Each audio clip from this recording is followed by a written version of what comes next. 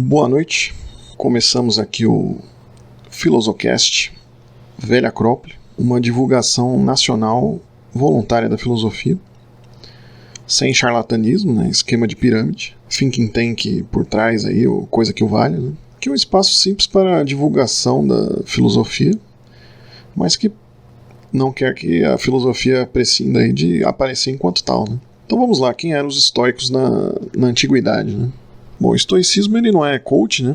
Pelo que ouvimos por aí nos dias atuais, né? Eu vou ler o artigo aqui, né? Então, o estoicismo não é autoajuda. E pelo que a gente vê aí nos dias atuais, a gente pode chegar a imaginar os estoicos como atletas morais e físicos, né? Preocupados em aumentar sua resiliência ou em manter sua saúde mental aí, como se fossem aí modernos coaches, né, ou famosos escritores de autoajuda, né? Então tem uma ligação aí com autoajuda que parece se originar aí da América do Norte, berço desse gênero da literatura, né? Então se a gente for fazer algumas questões aí, né? Será que é isso que buscavam os estoicos na antiguidade, né? Atingir melhores resultados, melhor desempenho e performance, né? Era para isso que eles escreviam seus livros? Se a gente olhar para os estoicos antigos, né, tem um quadro totalmente diferente, né? A gente vê no próprio fundador, que é o Zenão de Cítio, né, que ele começou a estudar filosofia, mas partindo de vários aspectos além da questão ética, né? Cosmologia, cosmogonia, lógica e também a ética, né? Então, se a gente pegar aqui eu vou citar vários nomes aqui: Perseu de Cítio, Arato de Solis, Atenodoro de Solis, o Cleantes é famoso aí, inclusive é citado por Foucault, né? E mais pra frente o Crisipo de Solis, né? Que foi um segundo fundador do estoicismo, muito presente aí na questão da lógica, né? Ele escreveu muitos livros, né? Então tá muito distante aí da questão do que prega a autoajuda de receitinhas aí para atingir a felicidade, né? Então alguns se dedicaram à lógica, né? Como eu já citei, outros se dedicaram à astronomia, né? Como Eratóstenes de Cirene, né? Que foi o primeiro ser humano a calcular a circunferência da Terra, né? Enfim, a Terra naquela época também era redonda, né? E tem a questão dos gramáticos também, como Crates e Malus. São muitos nomes, né, de grupos de filósofos aí que foram influentes também, até na questão política, da política romana, né? Muitos estoicos influenciaram aí Cícero, Pompeu e políticos da época com seu pensamento filosófico, né? Então eles têm uma posição totalmente diferente ali dessa questão mais superficial da autoajuda, né? Até lendo uma passagem aqui de um estoico antigo aí, né? É o Posidônio, né? Que ele fala sobre o objetivo da vida, que seria contemplar a verdade e a ordem de todas as coisas juntas e ajudar a promovê-la tanto quanto possível, não se deixando levar pela parte irracional da alma. Então, os estoicos eles eram grandes intelectuais da antiguidade, ocupados aí com questões científicas e políticas mais importantes de sua época, né? E a autoajuda ela toma e populariza aí algumas de suas ideias, né? Como faz com a física, a religião, a psicologia, né? Mas um leitor aí ele precisa se precaver contra aproveitadores de ocasião aí, sem qualquer formação, e que é somente dar um alívio aí em troca de dinheiro, né? E surgindo aí nas redes sociais oferecendo um estoicismo como se fosse uma panaceia universal aí contra todos os males humanos.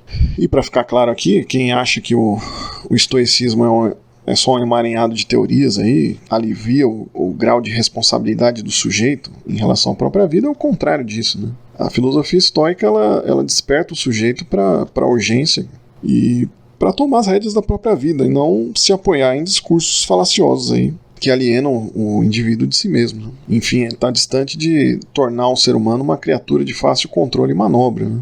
Então, o pensamento estoico é voltado a viabilizar as ferramentas teóricas para que o indivíduo se torne um sujeito de práticas aí que direcionem a sua própria verdade, né? Um sujeito de si, um sujeito que se constitui continuamente, né? Deixando o lugar de de simples criatura e assumindo sua real responsabilidade com a própria vida, né? Com a vida do outro e principalmente para a vida de todo o universo, né? Porque ele, enquanto sujeito individual, faz parte desse universo. Então tem um motivo racional aí, né? O estoicismo, então, ele não oferece ao sujeito um oásis, né? Como eu falei, regrinhas aí para ser bem sucedido nos negócios, nas relações interpessoais e principalmente na relação consigo mesmo, né? Então ele compreendeu a máxima filosófica de conhece-te a ti mesmo como uma responsabilidade que parte primeiramente do próprio sujeito, sendo o outro apenas um colaborador nesse processo, né? Então ele acaba auxiliando em sugestões e orientações para promover esse movimento de constituição de si que não pode ser terceirizado, né? Nem resumido. Então o mestre estoico aí como Sêneca, por exemplo, ele ouve o discípulo, discute com ele o problema apresentado e sugere vários cenários possíveis aí para resolver da melhor maneira possível qualquer impasse aí que surge, né? Mas em hipótese alguma o sábio estoico vai criar uma relação de dependência e muito menos estabelecer um jogo de troca de favores aí numa atmosfera artificial aí, né? Que a bajulação e as recompensas materiais acabam sendo aí o que movimenta aí essa vaidade aí, né? Dos que se julgam sábios aí, dos que querem ser controlados, né?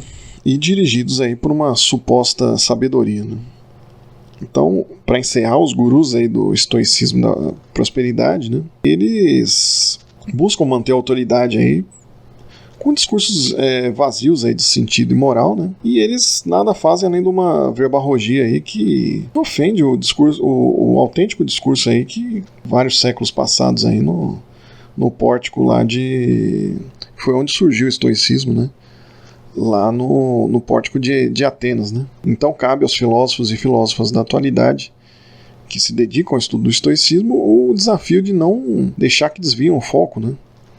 Não permitir que distorçam a filosofia estoica e reduzam esse ao conteúdo a um punhado de verbetes medíocres, né?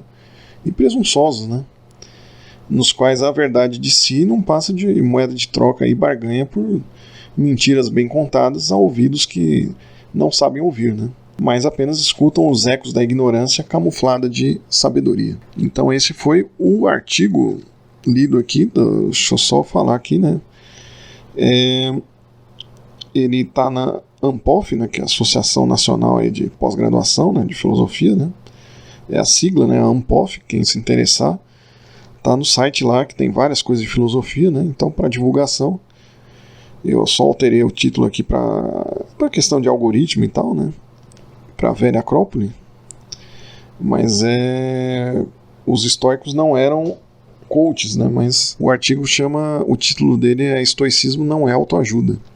O artigo é do professor Aldo Dinucci, da Federal do Sergipe, e de Vilmar Prata, né? Então fica aqui um abraço do velho Acrópole e seguimos aí com essa proposta de divulgação da filosofia, com esse artigo que cai como uma luva aqui para a proposta da gente aqui. Um abraço a todos e até o próximo Velha Acrópole.